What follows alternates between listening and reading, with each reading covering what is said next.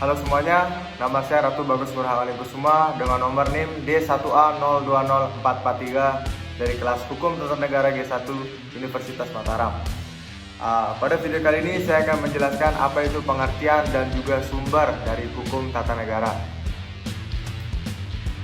Yang pertama adalah pengertian dari hukum tata negara. Apa ini hukum tata negara?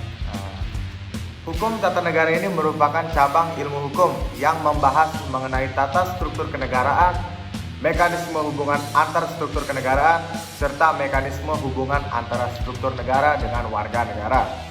Lalu istilah hukum tata negara ini berasal dari bahasa Belanda, yaitu Staatsrecht, di mana yang artinya adalah hukum negara. Staat ini berarti negara-negara, sedangkan recht ini berarti hukum. Yang berarti hukum negara dalam kepustakaan Indonesia dapat diartikan menjadi hukum tata negara. Adapun beberapa para ahli yang menyatakan pengertian dari hukum tata negara tersebut. Yang pertama yaitu menurut Usep Ranawijaya yang menyatakan hukum tata negara adalah hukum mengenai organisasi atau tata susunan negara yang mencakup dua bidang pokok, yaitu hukum mengenai kepribadian hukum dari jabatan-jabatan dan hukum mengenai lingkungan kekuatan negara, yaitu lingkungan manusia tertentu, lingkungan tempat tertentu atau wilayah tertentu, dan lingkungan waktu tertentu. Adapun sumber hukum tata negara, apa itu artinya sumber hukum? Sumber hukum adalah segala sesuatu yang berupa tulisan, dokumen, naskah, dan sebagainya yang digunakan oleh suatu bangsa sebagai pedoman hidupnya pada masa tertentu nanti. Lalu yang pertama ada sumber hukum tata negara dalam arti material, yaitu sumber hukum yang menentukan sisi hukum dari hukum tata negara tersebut. Misalnya dasar dan pandangan hidup, kekuatan politik yang berpengaruh pada saat perumusan hukum tata negara itu. Yang kedua ada sumber hukum tata negara dalam arti formal.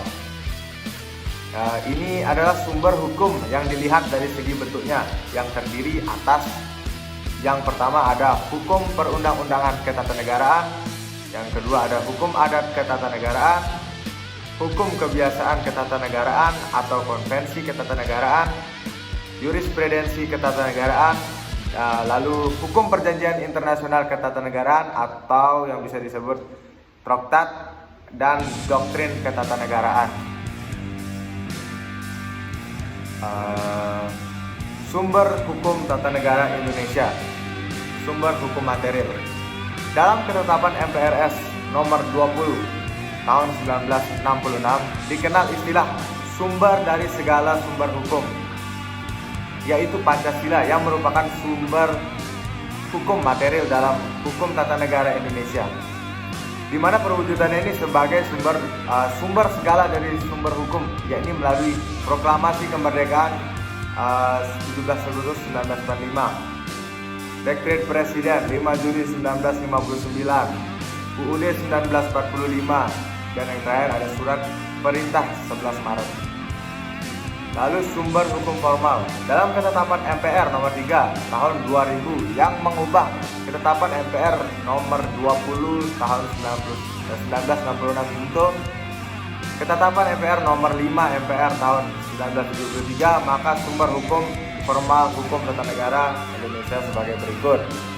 Yang pertama ada Undang-Undang Dasar 1945, ketetapan Majelis Permusyawaratan Rakyat Republik Indonesia, Undang-Undang, peraturan pemerintah pengganti undang-undang atau kita bisa sebut Perpu, peraturan perintah, keputusan presiden, dan peraturan daerah.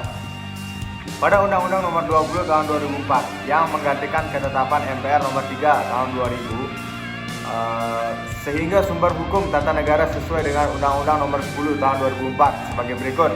Yang pertama ada Undang-Undang Dasar 1945, Undang-Undang atau Perpu, peraturan pemerintah, dan peraturan presiden, dan terakhir ada peraturan daerah.